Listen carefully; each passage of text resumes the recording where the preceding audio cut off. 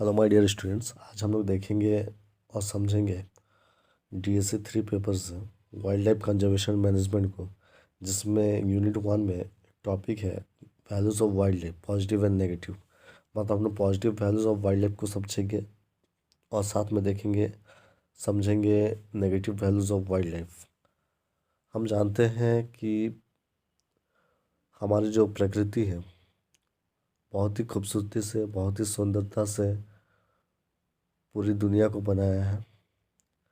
तो जिस तरह से उसने इस संसार को बनाए हैं, उनकी खूबसूरती को, उनके रचयिता को समझ पाना बहुत मुश्किल है। हम इंसान के साथ साथ उन्होंने पेड़ पौधे जानवरों को भी बनाया है। तो वाइल्ड लाइफ का मतलब यह नहीं होता है कि सिर्फ एनिमल्स को ही नहीं हम रिप्रेजेंट कर रहे हैं यहाँ पे। वाइल्ड लाइफ यहाँ पे एनिमल्स साथ में प्लांट्स को भी लेके चलेंगे। तो ऐसी कौन कौन सी पॉजिटिव वैल्यूज़ हैं वाइल्ड लाइफ की, वो चीज़ को देखेंगे, वो चीज़ को समझेंगे। तो सबसे पहले जो पॉजिटिव वैल्यू में जो होते हैं वो होते हैं aesthetic and recreational value. Aesthetic का मतलब होता है खूबसूरती, जिनको हम कह सकते हैं ब्यूटी। रिक्रिएशनल का मतलब होता है मनोरंजक, मनोरंजक जिसको बोलते हैं। ठीक है। तो ऑब्वियसली जो वाइल्ड लाइफ होते हैं, जब भी आप वाइल्ड लाइफ को देखेंगे, जब हम उनको आप करीब से देखोगे, समझोगे, तो आपको वहाँ उनकी सौंदर्यता का पता चलता है। मीन्स उनकी खूबसूरती के बारे में आपको पता चलेंगे। और साथ में क्या होगा, आपको अंदर से एन्जॉय भी आप करते हो। तो जब भी आप एन्जॉय करते हो, जब भी आप वाइल्ड लाइफ को देखते हो, तो उसमें आपको क्या होता है, एक उनकी सुंदरता को देख के आपको खुशी मिलती है। तो ये जो यही है एस्थेटिक, जिसमें आप उनकी खूबसूरती को देखते हो, है कि नहीं। तो it is the pleasure to enjoy the beauty of the wildlife. इससे क्या होता है कि हम जब भी एंजॉय करते हैं, ऑब्वियसली हम उनकी जो ब्यूटी को, वो चीज़ को देख के हम एंजॉय करते हैं और हमें क्या होता है, खुशी मिलती है। लोग जो होते हैं, पीपल एंजॉय करते हैं सीइंग प्लांट्स एंड एनिमल्स को। ठीक है ना। तो एनिमल्स को देखते हैं, प्लांट्स को देखते हैं, जो भी नेचुरल हैबिटेट्स में होते हैं, तो उससे क्या होता है, वो क्या होता है, एंजॉय करते हैं। तो ऑब्वियसली जो वाइल्ड लाइफ होते हैं, they are the source of joy, wonder and pleasure for many people. कई लोगों के लिए क्या है, खुशी है। ठीक है। तो ये जो खुशी मिलती है, कब मिलती है, ऑब्वियसली जब हम वाइल्ड लाइफ को देखते हैं। तो वाइल्ड लाइफ क्या है, हमारे एक पॉजिटिव वैल्यू में आते हैं। तो वाइल्ड लाइफ के जो टूरिज्म होते हैं, या जिनको हम इको टूरिज्म कहते हैं, ये हमारे लिए एक पॉजिटिव वैल्यू में आएंगे। लोग क्या करते हैं कि बर्ड को वॉचिंग करते हैं, बर्ड को देखते हैं, चिड़िया पक्षियों को जब देखते हैं, तो बर्ड वॉचिंग भी क्या है, एक तरह का ग्रोइंग पार्ट है ऑफ वाइल्ड लाइफ टूरिज्म के लिए, है कि नहीं। तो bird watching is now a growing part of wild life tourism. कुछ लोग क्या करते हैं, जब भी एनिमल्स को देखते हैं तो उनकी फ़ोटोग्राफ लेते हैं। तो उन्हें क्या होते हैं, एंजॉय करते हैं, फ़ोटो लेते हैं। फ़ोटो लेना उनका एक पर्पस हो जाता है, एंटरटेनमेंट के लिए, मनोरंजक के लिए। और जिसके वजह से क्या होता है, उनकी खूबसूरती का वैल्यू भी उन्हें पता चलता है। ठीक है। कुछ कुछ जो होते हैं exotic game ranchers viewing non native species in near native habitat. तो कुछ जो होते हैं, आपने देखा होगा कि कुछ ऐसे भी जानवर होते हैं जो हमारे पास नहीं होती है, पर उनको क्या होता है, पाला जाता है। मीन्स उनका नेटिव प्लेस जो होता है कहीं और रहता है। तो उन जानवरों को यहाँ पे अगर पाला जाता है, तो इन जानवरों को देखने के लिए लोग क्या होता है, भीड़ लगा देते हैं। लोग जू को देखने के लिए जाते हैं, जू में जाते हैं, ताकि क्या होता है कि उनके जो, मतलब वहाँ जाके वो क्या हो, ब्यूटी को और जो मनोरंजक, मतलब कह सकते हैं, जो वे लोग क्या करते हैं, एंजॉय करते हैं वहाँ पे। ठीक है ना। कुछ ऐसे ऐसे जानवरों को देखते हैं जो कि उन्होंने कभी भी देखा नहीं होगा। तो उनको पता चलता है वहाँ पे जाके, कुछ स्टडी पर्पस में भी जाते हैं। ताकि क्या होगा, उन्हें जो होंगे बहुत अच्छे लगते हैं जब वे विजिट करते हैं पार्क को, जू को। ठीक है, तो इससे क्या होता है, उनकी जो रिक्रेशनल वैल्यू है वो बढ़ती है, उनकी जो एस्थेटिक वैल्यू है वो बढ़ जाती है। कुछ लोग क्या होते हैं, हिली एरियाज में जाते हैं। ठीक है, उसमें भी क्या होता है, कुछ वाइल्ड लाइफ जो होता है एग्जिस्ट करते हैं वहाँ पे भी, तो उसको देखने के बाद उनकी जो एस्थेटिक और रिक्रेशनल वैल्यू है वो बढ़ जाती है।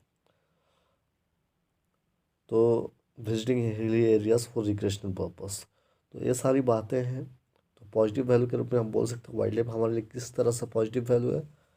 बेसिकली ये जो होता है एस्थेटिक एंड रिक्रेशनल पर्पस के लिए या रिक्रेशनल वैल्यू के लिए जो होते हैं, ये कह सकते हैं aesthetic and recreational values of wild life, जो कि एक पॉजिटिव वैल्यू में आते हैं। नेक्स्ट जो है वो होते हैं कमर्शियल वैल्यू। तो अभी जो होता है वाइल्ड लाइफ हमारे लिए किस तरह से हम बोल सकते हैं पॉजिटिव वैल्यू, ऑब्वियसली ये कमर्शियल वैल्यू के लिए बहुत, मतलब बोल सकते हैं बहुत ही ज़्यादा, मीन्स आप पॉजिटिव वैल्यू में हम इन्हें रख सकते हैं कमर्शियल वैल्यू को। Wildlife are natural renewable resources, hence has a great economic value throughout the world. हमें पता है ये जो जानवर मंस कह सकते हैं जो वाइल्ड लाइफ होते हैं, ठीक है, एक तरह का रीन्यूएबल रिसोर्स भी होते हैं और एक इकोनॉमिक इम्पोर्टेंस भी है, ठीक है, पूरी दुनिया में। दूसरी बात है, क्योंकि जो प्लांट्स है, हमने कहा कि वाइल्ड लाइफ में सब जानवरों को नहीं देखा है, यहाँ पे प्लांट्स को भी इंक्लूड किया जाता है। तो कमर्शियल वैल्यू में किस तरह से ये इंपॉर्टेंट होते हैं, या हम बोल सकते कमर्शियल वैल्यू एक तरह का पॉजिटिव वैल्यू कैसे है। पहली बात है कि ट्रेडिंग पर्पस में, आप जानते हो एनिमल्स के जो पार्ट्स होते हैं, एक एरिया से दूसरे जगह पे क्या किया जाता है, ट्रेड किया जाता है, मतलब एक बिजनेस पर्पस के रूप में इसका यूज़ किया जाता है।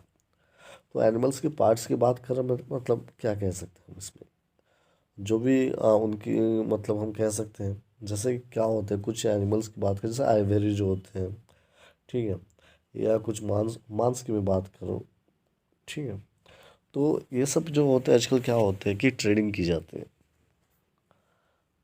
मतलब बिजनेस पर्पस में इनको क्या होता है यूज़ किया जाता है। तो ये इस तरह से हमारे लिए पॉजिटिव वैल्यू है। तो उनके जो फर होते हैं, जो उनकी, है ना, तो फेदर्स जो होते हैं वो भी हमारे लिए क्या होता है बहुत इंपॉर्टेंस। तो ट्रेडिंग पर्पस में हम लोग क्या होता है जानवर को इम्पोर्टेंस दे रहे हैं यहाँ पे, कि जानवर जो होता है हमारे लिए यूज़फुल है। और इसमें क्या होता है कि इससे जो होते हैं कुछ इकोनॉमिकली जो होता है, हमारी जो इकोनॉमिक वैल्यू जो होता है वो बहुत ज़्यादा उनको मीन्स बढ़ावा मिलती है कि नहीं। सेकेंड थिंग कह सकते हैं टूरिज्म के लिए, एक तरह का बोल सकते हैं एनिमल्स को जो है उनकी खूबसूरती को देखने के लोग क्या होता है भीड़ लगा देते हैं उनको देखने के लिए। तो यहाँ पे जब लोग आएंगे तो ऑब्वियसली वे लोग क्या करते हैं, पैसे देते हैं, एंट्री करते हैं गेट पे। फिर वो जो पैसे होते हैं, ठीक है, तो इससे क्या होता है हमारे जो होता है इकोनॉमिक कंडीशन जो होता है वो बेटर होने लगता है कि नहीं।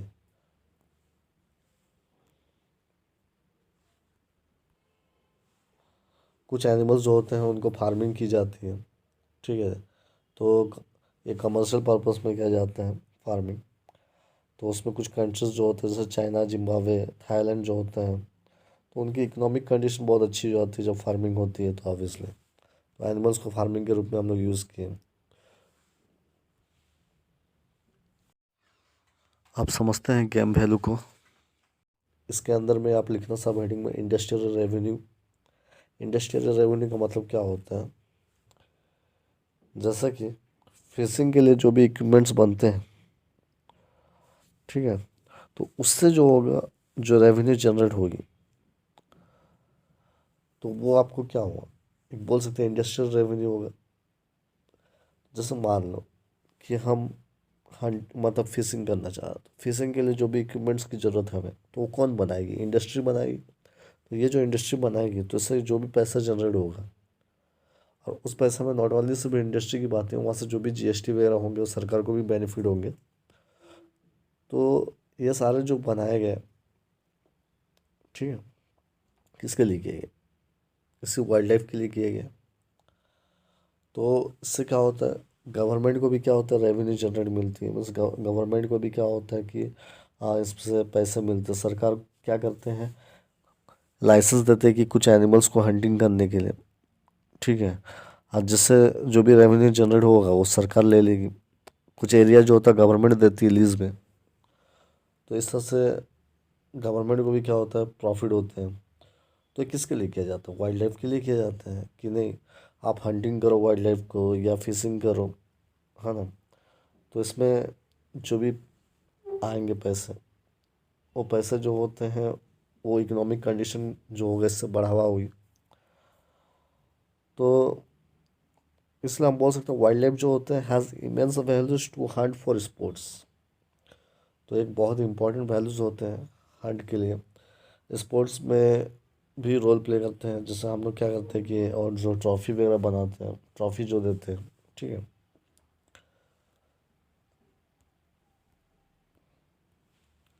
गेम वैल्यू में हम लोग इसको जो third number, that is the houbara bustard as game bird.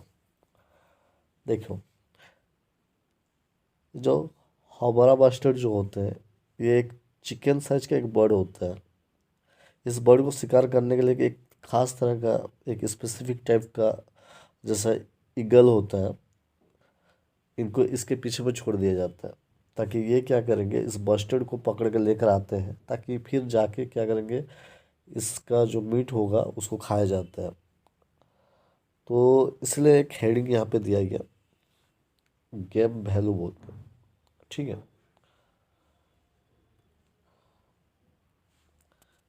Game value में हम नेक्स्ट जो सब हेडिंग है, that is the markhor hunting for trophy.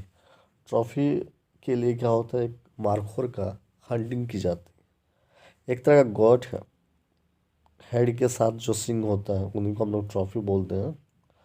Head में क्या होता है, आपको देखने को मिलेंगे सिंग, जो उनकी ब्यूटी होती है। तो मार्खोर हंटिंग फॉर ट्रॉफी मतलब एक तरह का गॉड है, जो ट्रॉफी के लिए इनको हंट किया जाता है। तो ये भी गेम वैल्यू में आ जाते हैं। तो हम लोगों ने देखा है कि positive value of wild life में फर्स्ट हम लोगों ने क्या देखा, एस्थेटिक एंड रिक्रिएशनल वैल्यू को। उसके बाद हम लोगों ने देखे और समझे कमर्शियल वैल्यू को। फिर हम लोगों ने देखा किसको, गेम वैल्यू को।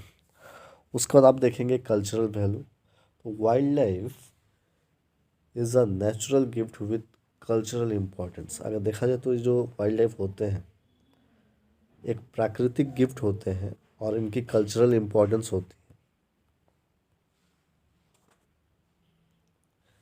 है। Religions have often declared certain animal and their product to be sacred. इसका मतलब क्या कहता है, देखो, कुछ एनिमल्स का बॉडी को सेक्रेड कंसीडर किया गया है यहाँ पे। इसका मतलब ये होता है कि उसका बॉडी पार्ट्स और उनका जो प्रोडक्ट होता है वो भी क्या होता है, सेक्रेड माना जाता है, मतलब पवित्र माना जाता है। तो इस तरह से हम इसको क्या बोल सकते हैं, कल्चरल वैल्यू के लिए भी ये एक पॉजिटिव एस्पेक्ट्स है। Next is the spiritually significant. मतलब कुछ लोग ये मानते हैं कि एनिमल्स की पूजा अगर नहीं करेंगे तो हमारी काम जो होगी वो नहीं बनेंगे। तो इस तरह से एनिमल्स जो होते हैं वो भगवान के रूप में माना जाता है।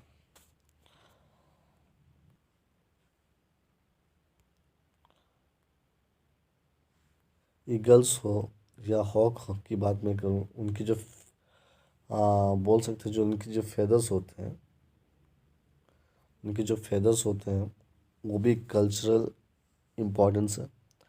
या हम बोल सकते कल्चर और स्पिरिचुअल वैल्यू है।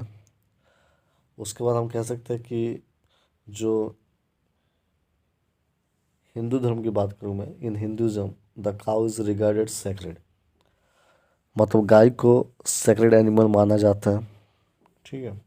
फिर मार्खो की मैं बात करूं तो markhor is the national animal of Pakistan. ठीक है, नेशनल एनिमल ऑफ पाकिस्तान। तो यहाँ थोड़ी स्पेलिंग जो है वो गलत है। तो ये जो मार्खोर होते हैं जो कि एक गोट होता है, इनको एक नेशनल एनिमल माना जाता है। ये पाकिस्तान का है। ठीक है। तो इस तरह से बहुत से जानवरों को किस रूप में देखा गया? कोई इनको भगवान के रूप में देखते हैं, कोई कहता है कि अगर हम इनको देखेंगे नहीं तो हमारी जो है जो भी दिनचर्या है, जो हम काम करने जा रहे हैं वो काम असफल हो जाएंगे। गाय को जैसे हम लोग माता के रूप में मानते हैं, गाय हमारी माता हम कहते हैं। ठीक है। और उनकी जो भी, हाँ, तो इस तरह से हम लोग बोल सकते हैं पवित्र के रूप में मानते हैं। तो ये देखा गया कि कुछ एनिमल्स को हम लोग कंसिडर करते हैं एज अ सेक्रेड, पवित्र के रूप में मानते हैं। तो ये एक तरह का बोल सकते हैं ये कल्चरल वैल्यू है। तो कल्चरल वैल्यू जो होता है ये एक पॉजिटिव एस्पेक्ट्स पे आता है। तो इस तरह से वाइल्ड लाइफ की जो वैल्यूज़ हम देखते हैं positive value of wild life में, तो एक कल्चरल वैल्यू भी एक पॉजिटिव एस्पेक्ट्स। नेक्स्ट जो होंगे that is ecological value. Ecological value. Wildlife play a very integral role in maintaining the fragile balance that ensures the wellness of the earth. मतलब कहने का मतलब है कि वाइल्ड लाइफ जो होता है बहुत ही इंपॉर्टेंट रोल प्ले करते हैं, क्योंकि ये जो ज़मीन का जो न्यूट्रिएंट्स होते हैं उसको बैलेंस करता है। ठीक है। इसमें जो भी न्यूट्रिएंट्स होंगे उनको क्या होता है, मेंटेन करके रखता है। नेक्स्ट वीडियो में हम लोग negative values of wild life को देखेंगे।